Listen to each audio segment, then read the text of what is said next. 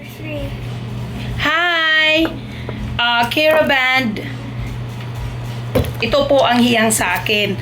Alam nyo naman, yung buhok ko, telling you honestly, patay na talaga ang buhok ko. Kaya lang, nahihiyangan na talaga ako nito kasi unti-unting bumabalik yung buhok ko to be healthy.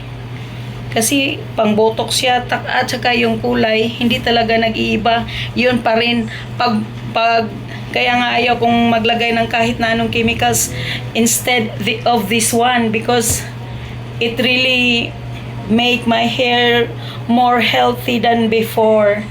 Akala ko kasi wala ng pag-asa eh. Patay na talaga ang buhok ko kasi napakahilig kong magkulay ng buhok. Iwan ko ba, gustong gusto ko talagang magkulay ng buhok. Kaya nga lang, para maitago ko yung patay na buhok ko kaya kinukulayan ko. Ngayon, hindi na ako masyadong nagkulay kasi nakikita ko na parang bumabalik ng sigla ng buhok ko. At saka yung kulay, ayaw ko kasi siyang pagupitin kahit ang haba na ng itim sa kulay niya. Kasi nakikita ko parang bumabalik na sa sigla yung buhok ko. Kasi ang ano nito eh, Botox, Keraban.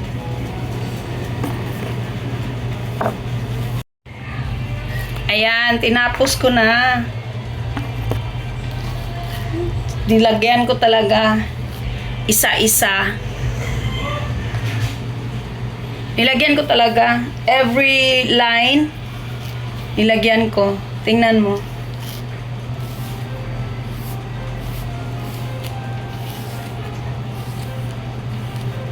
Alam mo naman, kailangan natin na pagandahin yung strand ng ating hair. Kaya, parang bumabalik na rin siya. Kaya hindi ko pwedeng wala nito Keraban Botox for my hair. So I let it dry. Medyo maanghang talaga siya sa mata. Tapos tingnan mo, walang gloves. Pambahay lang talagang ginagawa ko. Gusto ko kasi nga wala nang echichibureche, wala nang mga ganyan. Naglagay talaga ako ng para safe ng electric fan sa harap ko kasi para hindi maanghang yung mata ko. Afterwards, mawawala rin ito ang hang.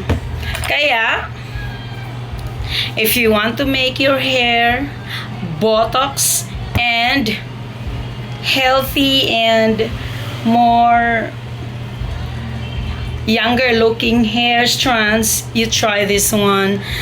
Keraban Botox. Ano nang hinahintay nyo? Click the yellow basket.